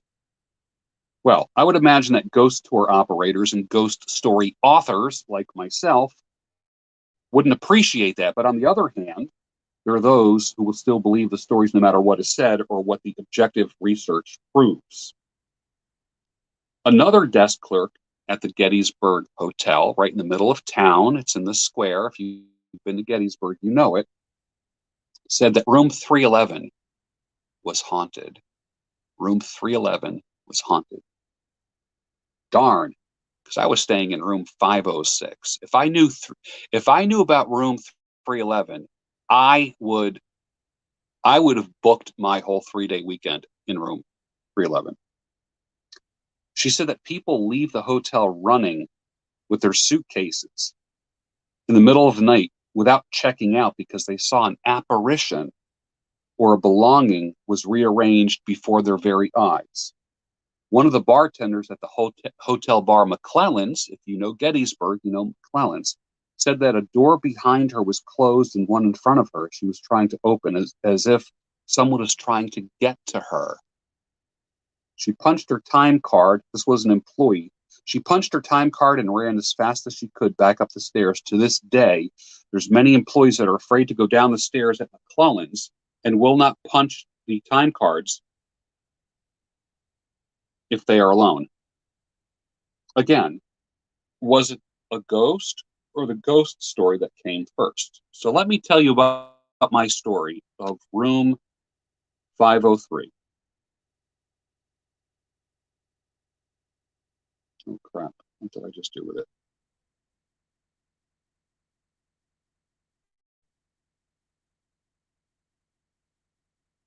I just lost it. It's coming. Hold on.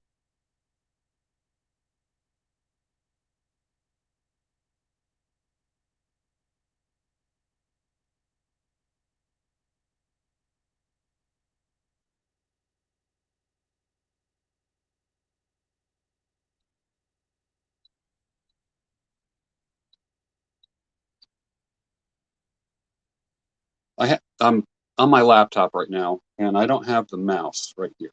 So I'm just tapping my way through this. I stayed in room 506.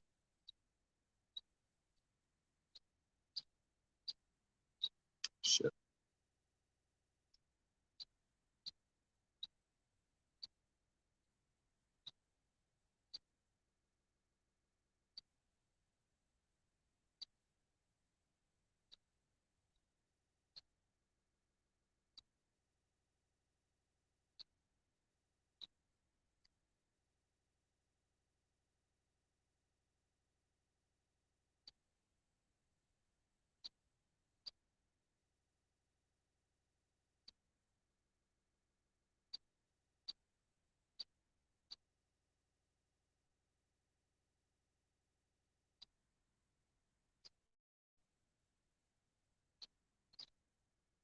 Be patient with me as I find this. I should have brought my mouse out here.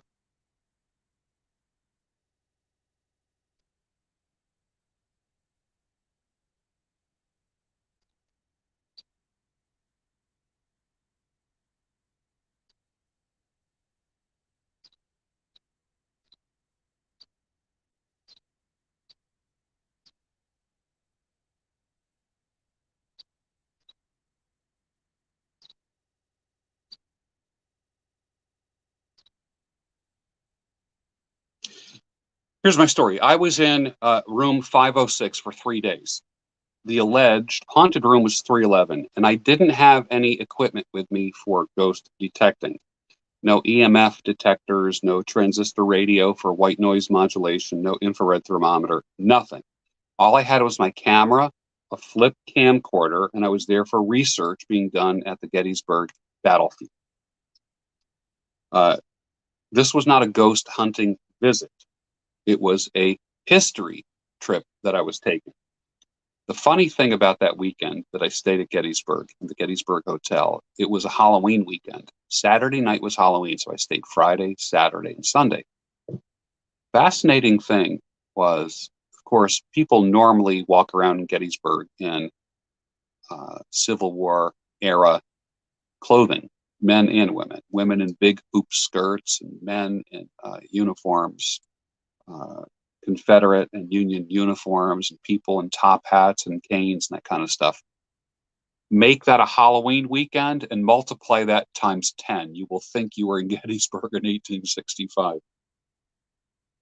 So I was there for my research. This was not a ghost hunting trip. It was historical. I had gotten bit by the Civil War bug and was genuinely interested in history. I retired after a long day of research and took a shower. I requested my wake-up call and I watched some TV. I fell asleep before the 11 o'clock news came on. I was sound asleep and I was awakened by screaming and banging. It sounded like a hammer on wood, and a man was screaming in pain. Not a woman. A man was screaming in pain. And this wasn't like sexual moaning. This was a man that was like being tortured. It was not a headboard banging in the next room. Headboards are permanently attached to the walls in most nice hotels, probably for that very reason. I sat up straight in my bed, and the woman that I was with at that time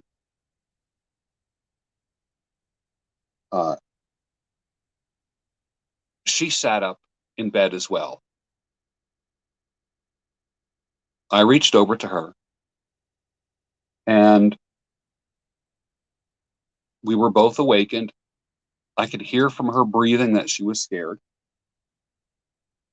It was pitch black in the room and enough light coming in from the street for me to see that I could just see her sitting up. And I said, "Are you hearing that?" Because it didn't stop. She said, "Yes, I hear it." I looked over at the clock on the nightstand, and the time was 3:11.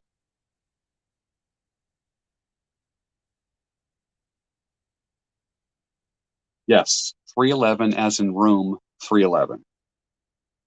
Did it scare me? Not so much as it amazed me. I said, look at the time. They saw it too, and they had the same response. And I am a born skeptic. I am the guy that says, prove it to me. I'm a tough sell when it comes to the paranormal. If I can't hear it, see it, feel it, touch it, smell it, guess what? In my mind, it didn't happen.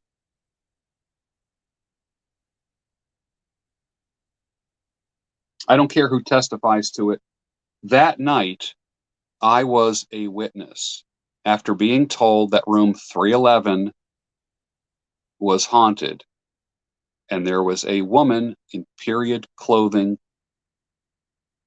a nurse, seen walking through the door and in the hallway many times by many people independently. At 311, I was awakened. 311. I asked the desk clerk the next morning, after a pretty crappy night's sleep, did anyone report anything in the middle of the night? Anyone hear anything at around 3 o'clock, particularly 3:11 a.m.? He says there was no reports. Now, if I was alone, I could have blamed it on a dream state. The one extra martini that I had at McClellan's, or a full tummy from the Dobbins House restaurant. I was as clear-minded and as rational as I could be. I always try to eliminate as many natural factors as possible when contemplating the supernatural. So for me, like even as a Christian guy, I found it hard to believe the miracles in the Bible. I always had a hard time with that.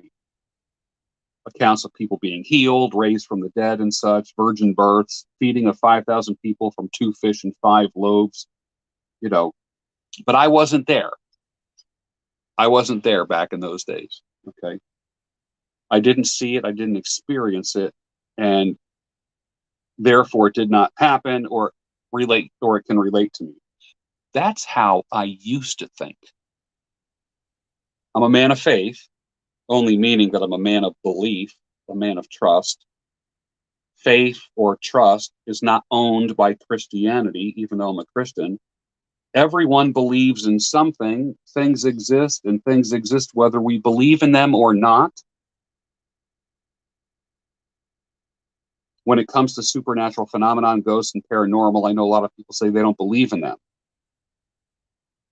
But just because you don't believe in them doesn't mean they don't exist.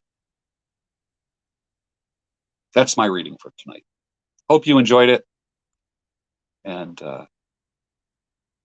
I will resend the email tomorrow morning again. And I hope you like it. And on there, I just tell a little story about my scary story, ghost story writing. And I was never at the Lizzie Borden house, no, but I'd like to. I'd like to go. I visit like all the crazy places. I do. I go to all those kind of places. I like that stuff. And then also there's a link for my short anthology of ghost stories that I put up for sale. So you can take a look at that if you want to read more original ghost stories and supernatural stories that I've written over the years. And I used to read these on Halloween night when I went to meetups, parties, Rotary clubs, that kind of thing. And I was invited to all these things. And it was just fantastic. This was back in from about 2005 till about 2010. So for about 5 years, I was doing a lot of writing like this and traveling and speaking. It was a lot of fun. So imagine if you're a meeting organizer and you're looking for a speaker for a meeting and you want someone who's just going to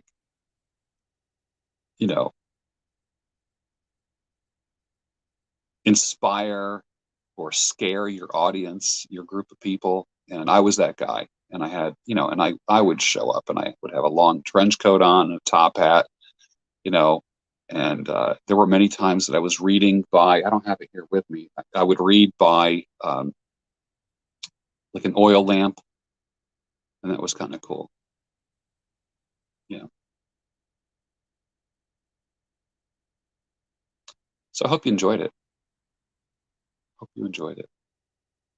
Any last comments before we end for the night? We've been on the air for 2 hours. Turn on laptop.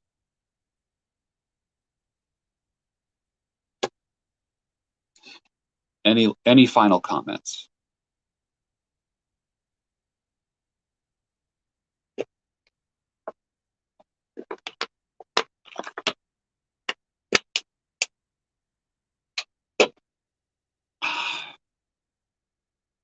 Lovecraft and Clive Barker.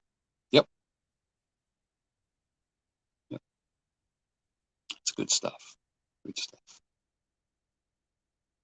Yeah, I tend to like 19th century and early 20th century um, Victorian and Edwardian era sci-fi, mystery, horror. Those are my. Although, I mean, I've read Stephen King. He doesn't do anything for me anymore. I don't know. I uh, just did nothing for me. Clive Barker. Yeah, I mean, I've read that stuff, but give me H.G. Wells. Give me Charles Dickens. Give me uh, Edgar Allan Poe. H.P. Lovecraft. Yeah. Bram Stoker. Mary Shelley. Yeah. That's that's uh, that's my jam, as a lot of people would say.